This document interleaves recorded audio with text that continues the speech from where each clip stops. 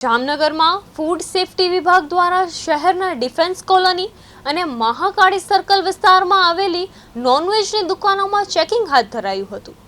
તપાસ દરમિયાન food safety વિભાગના નિયમોના ઉલ્લંઘન સહિત આરોગ્ય અને સ્વચ્છતા સંબંધિત ગંભીર અનિયમિતતાઓ સામે આવી હતી, જેના પગલે બંને દુકાનોને તાત્કાલિક અસરથી સીલ કરવામાં આવી છે। આ ઉપરાંત अन्य 5 नॉनवेज वेचाण केन्द्रों में पण चेकिंग हाथ धरवामां आव्युं हतुं, ज्यां संचालकोने नोटिस फटकारी जरूरी सुधारवा करवानी सूचना पण आपवामां आवी छे। वधुमां फूड सेफ्टी विभागे आगामी दिवसोमां पण आवा चेकिंग अभियान चालू राखवानी वात करी छे।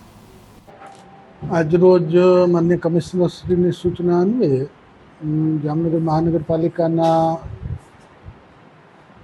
ડિફેન્સ કોલોની તેમજ મહાકાળી સર્કલના વિસ્તારમાં આવેલ નોનવેજ વેચાણ કરતા ખાસ કરીને મીટ અને ચિકનનું વેચાણ કરતી સંસ્થાનોમાં આજરોજ ચેકિંગ કરવામાં આવે। ચેકિંગ દરમિયાન